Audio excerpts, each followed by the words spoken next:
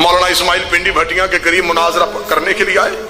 مناظرے کا جج بابا حبیب شاہ جی ایک اہل سنت زمیندار تھا, چودھری عاشق اس کا نام تھا. آج بھی اس کی نسلیں وہاں پہ آباد ہیں اور مجلس حسین کرواتی ہیں. چودھری عاشق مناظرے کا جج تھا.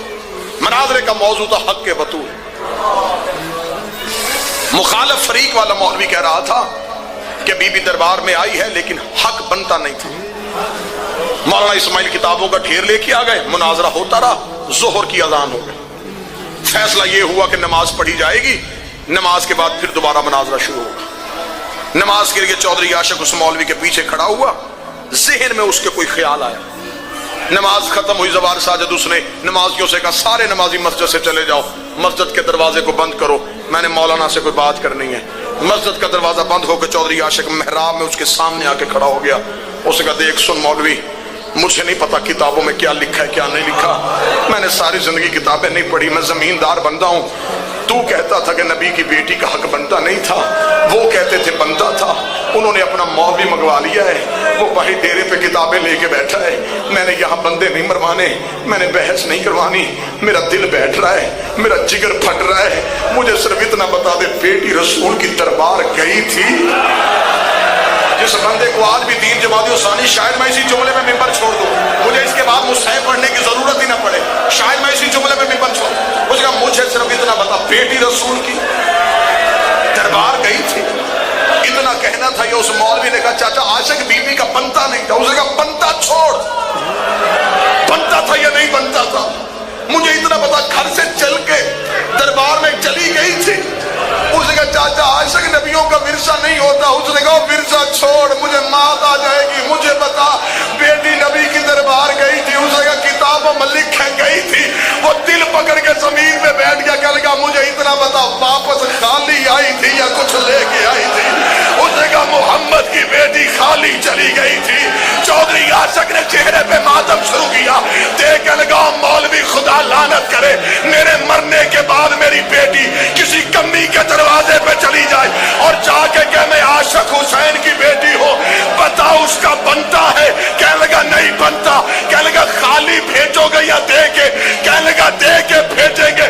اس نے کہا غیرت نہیں آتی, میری بیٹی کو خالی کوئی نہیں بھیجتا. محمد کی بیٹی نوکروں کے دربار میں 4 گھنٹے سر پہ قرآن رکھ کے رو رو کے کہتی رہی, اوے میں جھوٹ نہیں بول,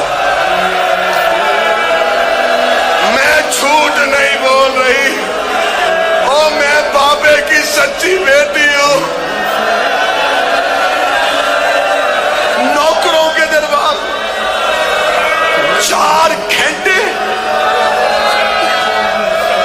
اوے کسی کی بیٹی 1 منٹ بھی کھڑی ہو, شریفوں سے برداشت نہیں ہوتا. جس نے آخر میں پڑھنا اس نے شہادت پڑھنی ہے. لیکن میں اپنی قوم کو یہ جملہ تو سنا دوں, 4 گھنٹے بار بار کہتی رہی میں جھوٹ نہیں بول رہی, میں بابے کی سچی بیٹی ہوں, میں بابے کی صدیقہ بیٹی ہوں. ماتمیوں, اتنا کہہ کے چودھری عاشق مسجد سے باہر آیا. جہاں مولانا اسماعیل بیٹھے کتابیں کھول رہے تھے, آ کے روتا ہوا مولانا اسماعیل کے قدموں پہ گر گیا. گر کے کہنے لگا بند کر دے مولوی اسماعیل کتابیں, دعا کر مجھے موت آ جائے. مجھے ساری زندگی کسی نے نہیں بتایا کہ محمد کی بیٹی خالی چلی گئی تھی. اتنا کہنا تھا. مولانا اسماعیل نے اپنے سر سے پگڑی اتاری, چودھری عاشق کے گلے میں باہیں ڈالی, رو کے کہنے لگا صرف خالی نہیں گئی تھی, کمر جھک گئی تھی, سر کے بال سفید ہو گئے تھے. عاشق حسین کا ہوا کیا تھا؟ مولوی اسماعیل کہتا سچ سنے گا. یہ 36 بدماش دروازہ گراتے رہے, اکیلی روکتی رہی. بے غیرت نے تازیانہ نکالا, سہرا کو تازیانہ مارا,